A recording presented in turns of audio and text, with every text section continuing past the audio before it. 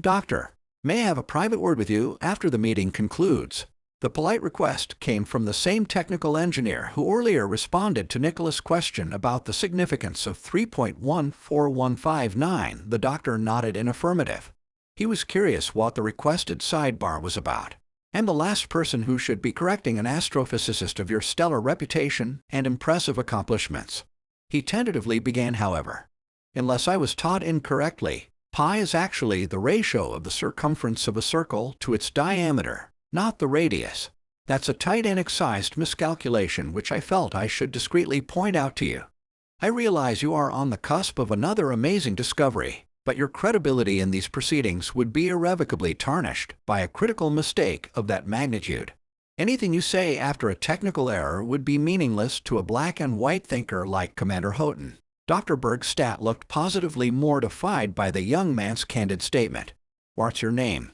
he inquired. There was an embarrassed glint on his face, but not for the reasons the engineer assumed. "Arthur James, sir. I'm on the tech support team.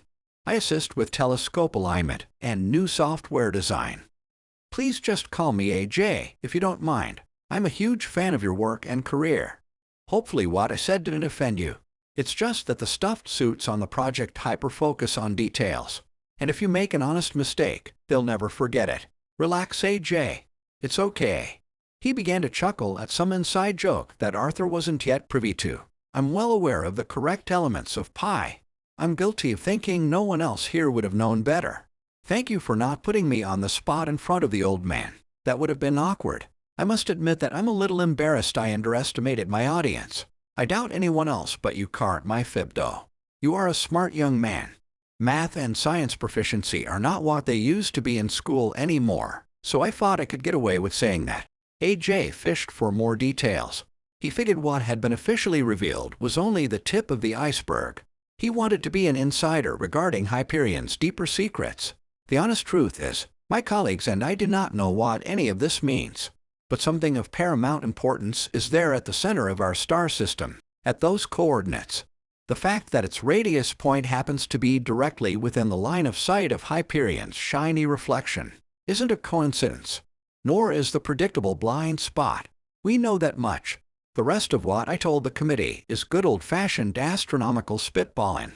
I appreciate you keeping that to yourself." AJ grinned at the doc's huge gamble. It was a big relief that Dr. Bergstadt wasn't mistaken about the definition of pi. Just like everyone else, he was incredibly excited to witness whatever they discovered at the predetermined coordinates. It would have been rather embarrassing and anticlimactic if they showed up to nothing but empty space. When the time arrived, the experience was anything but boring. 13 weeks later, the first deep space vessel arrived directly at the radius location. But Hyperion's irregular orbit wasn't yet in alignment to reflect the Earth's familiar orb. The second ray-routed ship was only 2 weeks away and arrived in time to synchronize with the first. Once the moon rotated to cast its reflection, the entire team waited breathlessly for the countdown to begin. On the 9th day, they hoped to capture the first ever evidence of a predictable wormhole in space. The general yielded almost complete control of the TV telescope project to Dr. Bergstadt in the interim, but was visibly frustrated and nervous about what would happen. After Nicholas' wall of earlier bombshell revelations, he was painfully aware the doctor had a covert organization operating independently of his duties as advisor.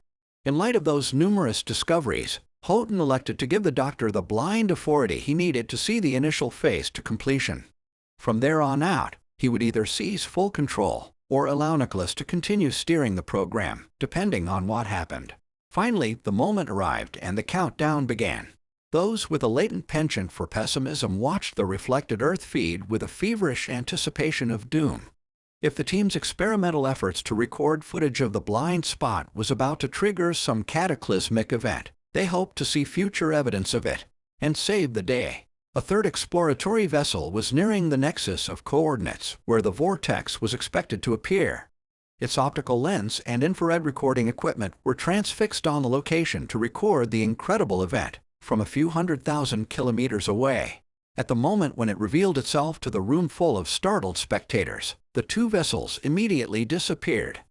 The observation vessel managed to capture only a brilliant flash, and then nothing.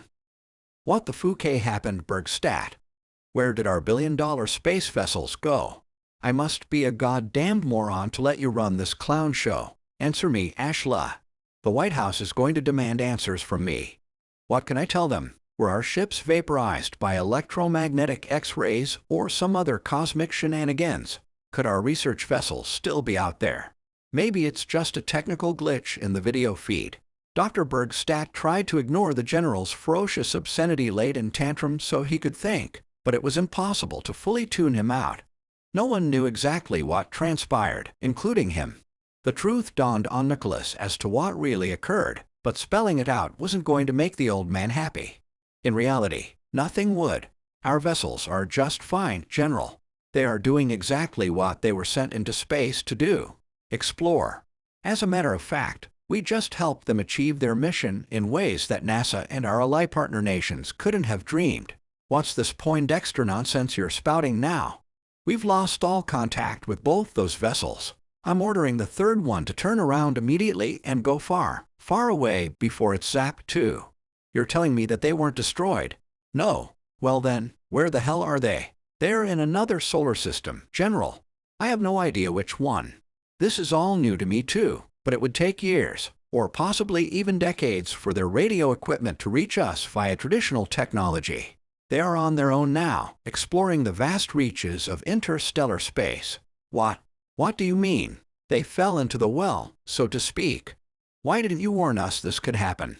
I trusted you on this ridiculous goose chase. We just lost billions of taxpayer dollars to your disastrous hunch. Possibly even trillions. Research vessels we can communicate with are the same as destroyed or lost. Don't you realize that? They offer us no information or practical value. The president is going to have my head on a platter for this massive blunder, but I'm handing him yours first. Do what you wish. During the next Hyperion reflection cycle, when the portal opens back up again and communication is re-established, you can explain to him why you panicked over a predictable outcome. This is really no different than when NASA temporarily lost radio contact with the early Apollo mission as it was orbiting the dark side of the moon. The only real difference is distance. General Houghton's hollow expression changed from that of overwhelming despair to one of last-minute hope. Do you mean to tell me our vessels are outside radio communications range because of an obstruction? Nicholas nodded confidently to reassure the sweating bureaucrat. Don't keep us all hanging here, Doc. Throw us a lifeline, okay? I was told to keep you on a short leash, but I stuck up for you. I told the bigwigs you have this exploration mission under control. I've got to explain your science-why stuff to them in ways which they will understand. That ain't easy. What exactly do I tell the president? Tell him our vessels are safe, but temporarily out of radio contact. This portal or wormhole we've discovered to other star systems and galaxies opens and closes intermittently. It's like an interstate off-ramp to businesses on an access road beside the main highway. You can see them when driving by, but this special vortex is a much more direct conduit to them. Do you follow my analogy, General? We won't have an opportunity to contact those two spacecraft units until the shortcut comes back available. Houghton was relieved beyond words and made a mental note to explain it in the same basic layman's terms Nicholas just offered him. AJ flagged down the doctor in the hallway after the tense briefing. Will the communication array transmit effectively through the open portal to the two spacecraft outside our solar system once it's available again? Dr. Bergstadt. AJ, your guess is as good as mine. I'm not even convinced they survived being pulled through the vortex. Our vessels were fabricated in the 1970s and 80s to mostly withstand cold temperatures. Otherwise, they're as fragile as butterfly wings and a wet newspaper. Who knows what the immense gravitational effects are on such antiquated piles of junk? All I know is, I've bought us almost 30 more days to find out.